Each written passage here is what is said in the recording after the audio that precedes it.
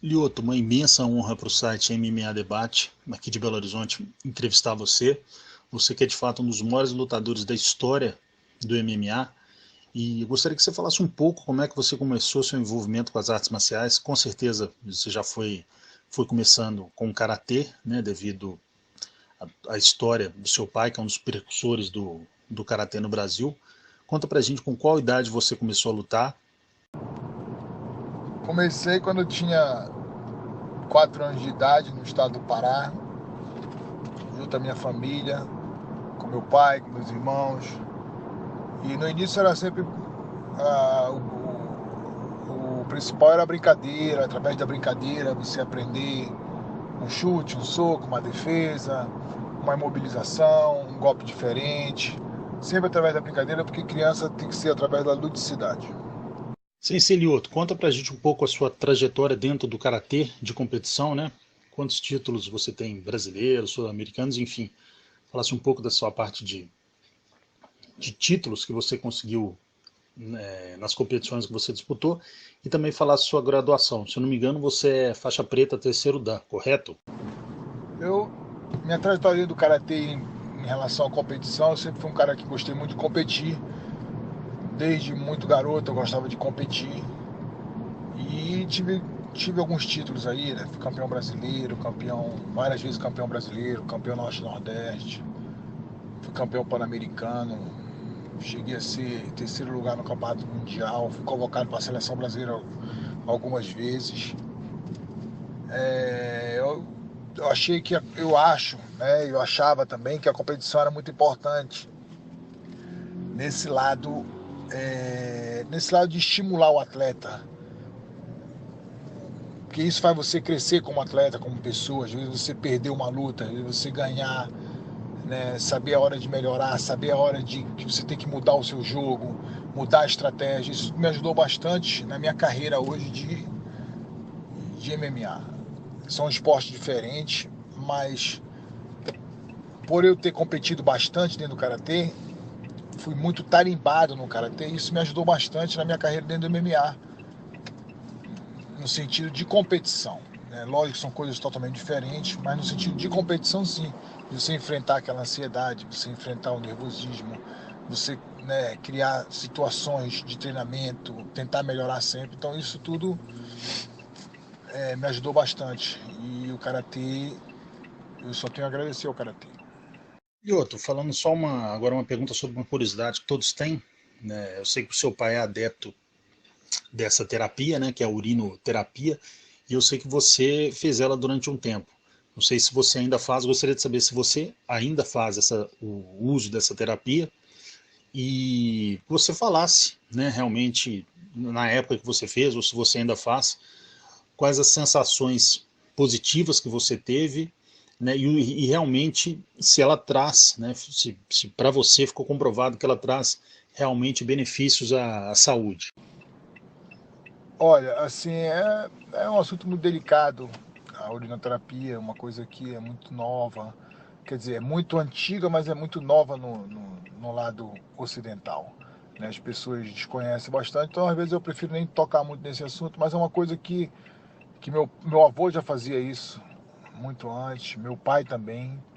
Meu pai faz isso diariamente. Né? Eu tenho períodos que eu sou adepto, outros não, isso é muito relativo assim no momento que eu estou passando, mas é uma coisa muito reservada. Então hoje em dia eu já não falo mais tanto, que muita gente não acredita às vezes, pensa que é uma brincadeira e não é, é uma coisa muito séria, mas cada um faz o que acha que acredita. Lioto, você além de lutar, né, você é um mestre e possui alunos também, que você leciona o karatê para eles. O seu pai, que é japonês, né, ele tem um método dele que ele traz com ele lá do Japão. E segundo o seu irmão, o sensei Shinzo, é um método mais rígido, né? Antigamente ele até levava um, um pedaço de pau, por exemplo, de bambu, para poder, quando o aluno estava meio desatento na aula, ele dava ali uma correção no aluno. Eu gostaria que você falasse qual que é a diferença do método de ensino do seu pai para o seu método de ensino.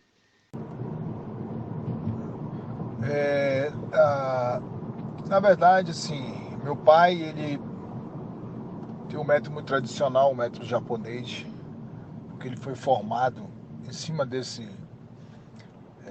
metodologia, né? Uma metodologia muito radical, até porque o país se recuperava de uma guerra naquele momento. Então exigia realmente essa certa disciplina que a arte marcial já tem, e além disso pelo momento que o país passava, né? Então exigia realmente tudo isso. A gente tem um método um pouco parecido em certos momentos, que a gente trabalha muito esse lado da disciplina, do respeito, que é o lado filosófico do karatê, das artes marciais. Mas tecnicamente a gente está desenvolvendo, né, o nosso estilo, nossa metodologia, né, que é o Matida Karatê, que nada mais é do que uma metodologia diferente, onde a gente tenta buscar o karatê nas raízes, muita coisa que era usado até mesmo em nível de proteção, como, né, as luvas, as caneleiras, né, material de treinamento, mas também na técnica em si, né, que a gente tenta ser um karatê eficiente, um karatê prático, simples de ser trabalhado, mas um karatê que você consegue ver realmente aonde você pode usar esse karatê. Lioto, você e o seu karatê marcaram e ainda marcam época no MMA, influenciam muitas pessoas, enfim. Gostaria que você falasse se você acha que você tem um reconhecimento da comunidade do karatê por tudo que você fez pela modalidade e, enfim, o que, que a sua família, os Mashidas, fizeram pelo karatê, colocando ele em evidência novamente. Eu acredito que sim, eu sou muito grato a toda a comunidade do karatê, né? Onde eu vou, as pessoas me tratam muito bem, sempre falam bastante. Eu tenho orgulho de ser karateca. Eu nasci praticando karatê praticamente, né? Comecei muito cedo. Meu pai é um grande mestre do karatê, disputei vários campeonatos. Então, assim, a minha essência está voltada para o karatê, né? Só que a gente fez um karatê um pouco diferente, um karatê, ao invés de ser voltado para uma competição de karatê, um karatê aplicado para um combate mais real, que é um combate de MMA, né? Onde você pode enfrentar outros estilos. Você está preparado para enfrentar outros estilos também. E outro, você já venceu grandes nomes, né, na sua história dentro do MMA, como Rich Franklin, BJ Penn, Tito Ortiz, Rashad Evans, Randy Couture, Shogun, Dan Henderson, dentre outros. Mas esses aí, por exemplo, foram 6 lutadores que foram campeões do UFC. Então, desses 6 ex-campeões do UFC que você venceu, quais a, qual a vitória sobre eles, ou quais as vitórias que você tem o maior carinho e a maior lembrança aí na sua cabeça? Toda vitória para mim foi importante, né? Independente do meu adversário. Porque na verdade era uma vitória minha, era um momento meu. Era uma. Eu estava vencendo algum momento da minha carreira, né, no treinamento. Então toda vitória foi importante para mim. Assim como as derrotas também foram importantes. Mas assim, em cima de algum nome desses aí que foi mencionado, é difícil falar, é difícil escolher, né? Porque, como eu falei, toda luta ela tem a sua importância, toda luta ela, sabe, tem a sua particularidade em termos do treinamento, da vitória, do momento que eu estava vivendo. Então, é difícil dizer. Eu acho que todas elas têm as suas devidas importâncias. E outro, muitas pessoas falam que aquela sua primeira derrota no MMA, né, que foi contra o Shogun, que foi 6 anos atrás, que foi porque você saiu um pouco da sua característica, né? Você sempre jogou muito no contragolpe, né? Sempre você foi um jogador, foi um lutador que tinha um jogo de agressividade controlada, né? Partindo para cima sempre no contragolpe. Mas segundo essas pessoas, né, que dizem, que opinam, que você se sentiu um pouco incomodado daquela primeira luta. Muita gente teve falado que foi uma luta parelha, alguns deram vitória para o Shogun, outros deram vitória para você. Eu particularmente acho que você venceu, mas outras pessoas acham que poderia ter sido dada a vitória para o Shogun e dizem que você ficou muito incomodado com isso, que na segunda luta você tentaria partir para cima para vencer sem dar margem para ninguém falar nada. E aí, pessoal, os críticos, enfim, analisam que esse foi o motivo de você ter perdido, que você, em vez de ter usado sua tática de sempre, você tentou ser muito agressivo. O que você acha dessa tese? Você acha que isso procede ou não tem nada a ver? Enfim, olhando hoje em dia, qual a análise que você tem daquela derrota? Qual o fator preponderante para você ter perdido aquela segunda luta para o Shogun? Pode ter sido, né? Assim, na verdade,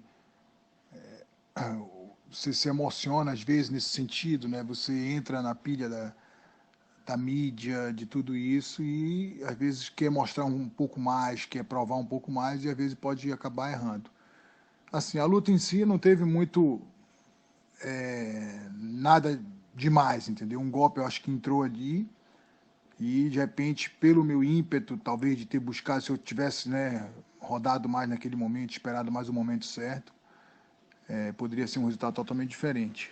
Mas passou, né? Eu aprendi muito com tudo isso e assim, é difícil determinar exatamente o que foi, né? Se foi realmente esse lado emocional de você se empolgar com tudo aquilo, de querer provar, que pode estar às vezes no subconsciente, né? Não posso dizer que não. Ou realmente se foi só o lado técnico, ou então é uma coisa muito difícil de, de determinar. E outro, você tem movimentos fantásticos, né? E históricos dentro do MMA. Vamos lembrar dois deles. O primeiro foi aquele triângulo que o Tito aplicou em você no final da luta entre vocês dois. Eu gostaria de saber de você como é que você conseguiu escapar. Parecia que estava muito bem encaixado, enfim, como é que você conseguiu manter a calma naquele momento para poder conseguir escapar da maneira correta. Era uma luta que eu estava vencendo. Eu acredito que faltavam uns 25 segundos, 30 segundos para acabar a luta, E, e assim, acredito que a vontade de sair foi muito maior do que de bater ele naquele momento, sabendo que eu tinha vencido todos os rounds, todos os momentos da luta até aquele momento. Então eu pensei, não, eu vou fazer de tudo para sair aqui e fiz aquela saída que o pessoal fala que até foi a saída jacaré, que eu dei uma rolada tirando a cabeça. Então foi mais ou menos isso. E outro grande momento foi aquele chute frontal, né, que você aplicou no Range Couture, e o Steven Seagal atribui a ele aquele golpe, né? Conte um pouco pra gente sobre a ideia de aplicar aquele chute. Se eu não me engano, a ideia foi do seu pai, correto? E se realmente o Steven Seagal deu uma ajustada naquele golpe, porque ele sempre fala que ele é o grande responsável por ter ajustado aquele golpe e ter te incentivado a utilizar na luta. Aquele golpe foi um golpe que eu treinei com meu pai durante, acho que uns 40 dias, a gente repetia aquele golpe. E meu pai tinha dito, não, Lioto, vamos treinar um golpe diferente, vamos surpreender. Então realmente foi um golpe que a gente treinou bastante aquilo. E assim, quando eu encontrei o Steve Seagal na semana da luta e tudo, eu mostrei um golpe durante o treinamento lá na semana, e ele achou muito legal. Falou, poxa, esse golpe continua fazendo, que esse golpe encaixa, faz, acredita nesse golpe. Então foi basicamente isso que aconteceu. Mas o golpe a gente já tinha treinado bastante antes, então estava preparado para usar. Lioto, para você, de todo mundo que você viu até hoje, quais os 5 maiores lutadores de MMA em todos os tempos? Bem, essa pergunta assim, eu vou responder de uma forma um pouco diferente. Porque como eu acompanho luta há muito tempo, eu estudo isso desde dos meus 15 anos, então assim, eu acompanho talvez uma geração que muita gente não conheça. Então eu atribuo, né, esse mérito aí dos 5 melhores, eu vou numa década mais longe lá. Eu gostava muito do Ivan Gomes, que é um paraibano de Campina Grande. Gostava muito do Carson Gracie, o Euclides Pereira, que foi um grande campeão. São pessoas assim que as pessoas não conhecem muito, mas que fizeram o berço do MMA. Se hoje a gente está lutando, a gente tem que agradecer essas pessoas que fizeram isso pelo nosso esporte.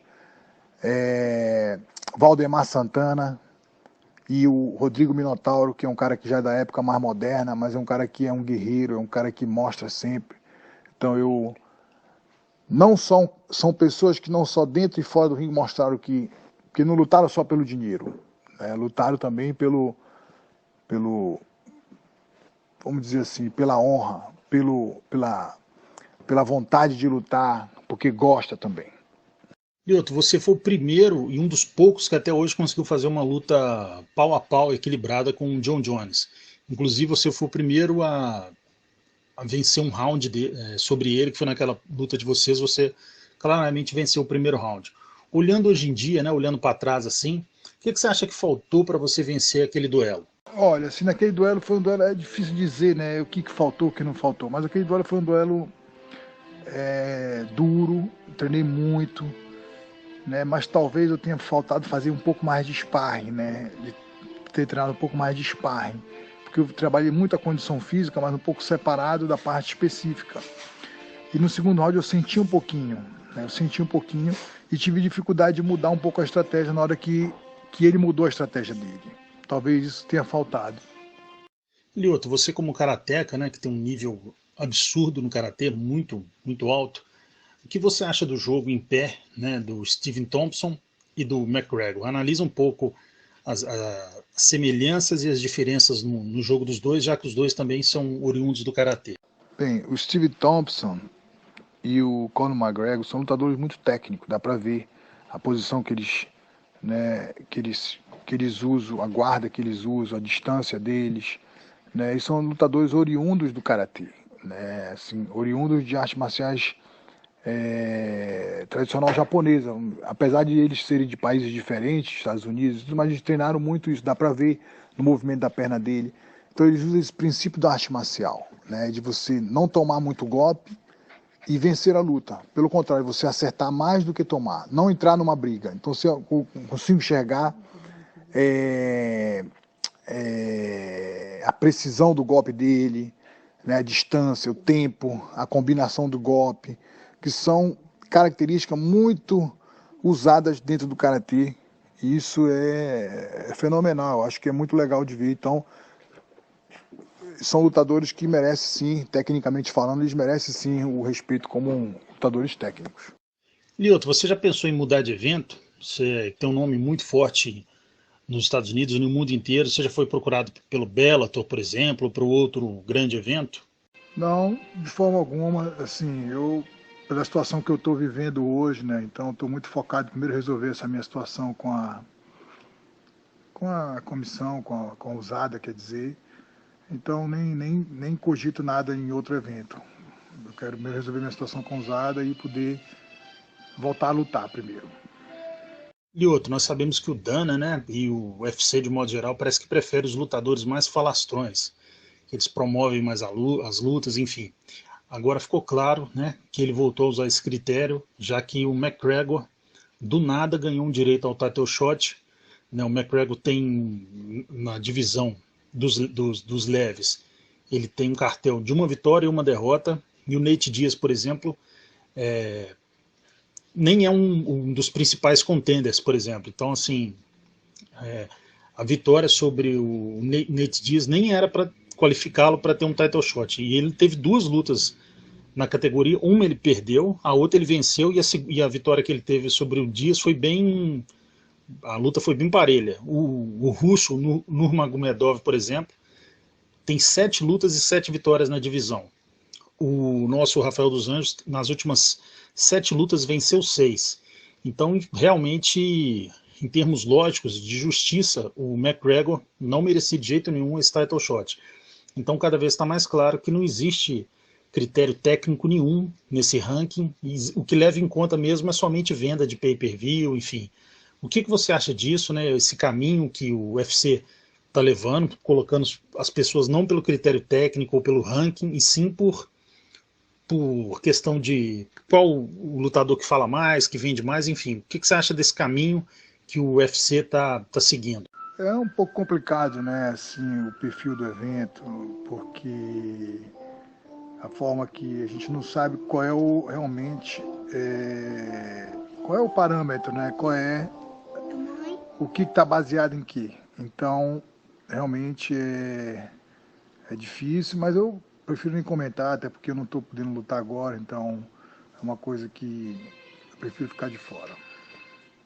Você nunca lutou pelas regras do Pride, né? Quando você assistia o, o Pride, aqueles eventos, Vanderlei Silva, o Shogun dando tiro de meta, pisão, enfim, qual passava na sua cabeça participar de um evento assim com regras mais abertas? Qual que é a sua visão sobre isso? Você teria assim um interesse em lutar num evento um pouco mais agressivo, como era o IVC, o próprio Pride mesmo, ou você acha que o ideal são essas regras mesmo do UFC? Se existe alguma coisa que você mudaria, enfim, para preservar a integridade física do atleta? Assim, particularmente eu gosto da regra do UFC. Lógico, todo evento, sabe, tem alguma outra coisa que poderia ser diferente, mas eu gosto da regra do UFC. E, e assim, com certeza também uma oportunidade de lutar num evento com uma regra mais solta também seria ótimo, né? Eu acho que como artista marcial, né, eu tenho que estar preparado para toda a situação. Então, assim como o meu adversário teria vantagens, eu também teria mais vantagens, né? De usar outros tipos de técnica também que poderiam contribuir bastante para o meu jogo.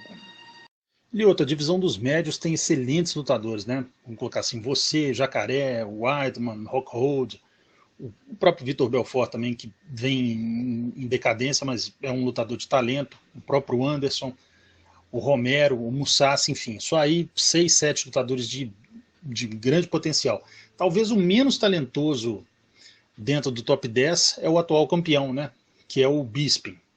Se você acha que o Bisping consegue manter esse cinturão por um bom tempo, ou você acha que logo logo ele perde devido a justamente existir na divisão lutadores mais talentosos do que ele? Assim, eu acredito que é, vai ser um pouco complicado. Essa categoria está muito dura, muito forte. E realmente eu acho difícil o Bispo segurar muito tempo esse cinturão. Né? Porque toda categoria tem uma dificuldade muito grande, né? Ser campeão, se manter campeão. E essa, então, que está muito recheada de grandes nomes. E outra, anteriormente eu perguntei das vitórias, qual aquela que você tinha um sabor especial. Agora vamos falar em termos de derrota. Você já travou lindos duelos, né, contra grandes oponentes. Você tem um cartel excelente de 22 vitórias e apenas 7 derrotas. Eu gostaria de saber dessas derrotas, quais as que mais doeram em você e se tem alguma que você tem internamente assim um desejo de fazer uma revanche. Olha, assim, gostaria de sim fazer a revanche, principalmente dentro da minha categoria, né? O Weidman, o Rockhold, o Romero, são grandes lutadores e que com certeza eu gostaria de fazer uma revanche. Difícil de falar exatamente, porque toda derrota ela é marcante, ela é chata, e então eu gostaria de fazer a revanche sim. E outra, uma luta marcante sua também foi aquela luta contra o Chris Weidman, né? Que você acabou perdendo por decisão. E no final da luta a gente se recorda de você bem agressivo, né, naquele final. O que você acha que faltou para você sair campeão naquele dia? Foi uma luta com o Chris Weidman, foi uma luta dura, né? A gente foi uma batalha de 5 rounds. E assim, eu acho que no início ele colocou mais o ritmo, mas eu acredito que no final eu tenha colocado mais o ritmo. Né? Eu coloquei um pouco mais de ritmo no final. E naquele momento, todo mundo falou que se eu tivesse iniciado um pouco antes tudo isso, o resultado da luta poderia ter sido diferente. Mas ninguém sabe, né? Luta é luta, mas que foi uma luta dura, sim foi.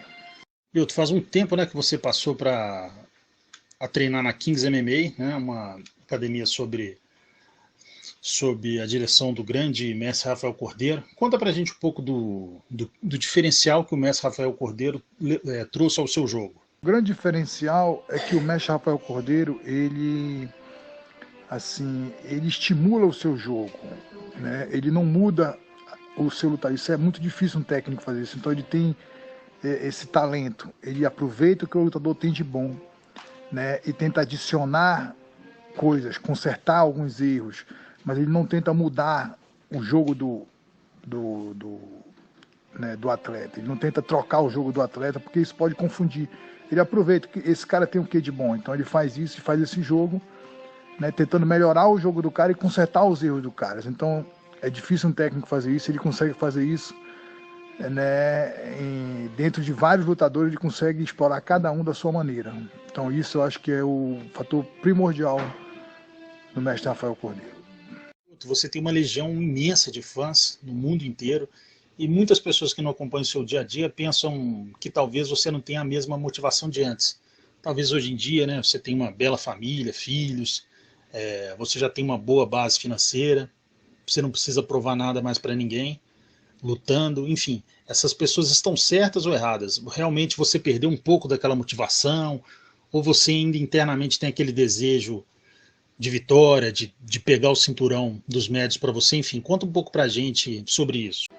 Assim, eu sou um cara que eu treino todos os dias, minha vontade de treinar é muito grande. Eu vou dormir um dia antes, preparo todo o meu material, tenho essa motivação de treinar, estudo muito luta, estudo todo tipo de luta, estudo boxe, muay thai, em pé, chão, jiu-jitsu, tudo, estudo tudo, sempre na finalidade de crescer o meu jogo, de melhorar o meu jogo. Né? Então, essa motivação está dentro de mim, sabe? Eu não preciso mostrar para ninguém, não preciso falar para ninguém. Eu acho que o mais importante é o que eu tenho dentro de mim. E quando eu tiver a oportunidade de mostrar, essa resposta tem que ser dada dentro do octógono, tem que ser dada dentro do... Então, com certeza, essas pessoas que pensam isso, elas estão erradas. Lioto, você pensa em lutar até quando? Né? O seu contrato com o UFC tem mais quantas lutas, enfim. Quais os seus planos para o futuro? Quando terminar a carreira de MMA, você pensa em morar nos Estados Unidos, enfim, voltar para Belém? Conta um pouco para a gente do seu planejamento para o futuro próximo. Assim, eu quero lutar enquanto tiver essa motivação, sabe? Eu não quero lutar pelo dinheiro só. Eu não quero fazer isso. Isso aí não faz o meu perfil. Então eu quero lutar enquanto tiver essa motivação de treinar, de acordar, de estar vivendo e o corpo puder reagir, porque às vezes o corpo não está mais reagindo, né? No sentido, você está muito machucado, muito cansado, então... Mas eu me sinto jovem, me sinto, sabe, treinando com todo mundo, eu sinto que eu ainda tenho muita velocidade, tenho muita explosão. Então, é difícil de botar um parâmetro de até quando. Eu acho que chega um momento que você não pode mais dizer, vou lutar até 39, 40. Você tem que sentir onde vai a sua motivação, aonde vai o seu corpo, onde vai, né, a sua resistência de aguentar tudo isso. Então, às vezes você conversa com um jogador de futebol, ele pode jogar até 43, 44, 45 anos, mas ele está cansado da concentração. Ele está cansado de ter que estar viajando. Então, são outros fatores, às vezes, que envolvem. No meu caso, ainda não, sabe? Esse momento ainda não chegou. Eu tenho muita vontade, quero estar participando. Então, é difícil dizer realmente quando eu vou parar. Né? Lioto, você é uma lenda, né? Um exemplo de artista marcial dentro e fora do cage, extremamente respeitoso com os oponentes, com os mestres, com a imprensa, com os fãs. Né? Foi uma honra imensa para o site MMA Debate falar com você. Gostaria que você deixasse um recado para os seus fãs de Belo Horizonte, Minas Gerais e os seus fãs no Brasil inteiro. E sempre você vai ter a nossa torcida por tudo que você fez e a gente confia que você voltará a ser aquele Lioto de antes. Grande abraço, campeão. Foi uma grande honra. Os. Primeiramente, quero agradecer ao MMA Debate pela oportunidade de poder falar e assim foram perguntas muito interessantes, perguntas que saíram um pouco do cotidiano, né, que as pessoas só perguntam aquelas mesmas coisas, então fiquei feliz de poder estar respondendo tudo isso e quero agradecer e quero dizer assim que o mais importante dentro da arte marcial não é só o lado técnico, né, é o lado que você carrega os seus princípios, onde tem o respeito, a disciplina, a força de vontade, são características que você tem que levar para o resto da sua vida com você. Então, eu digo aos meus fãs isso porque no dia a dia eu estou tentando viver dessa forma. No dia a dia tentando tá vencendo de mim mesmo, que é o meu pior adversário. O nosso pior adversário é a gente mesmo. Então eu quero agradecer a oportunidade mais uma vez e muito obrigado. Os.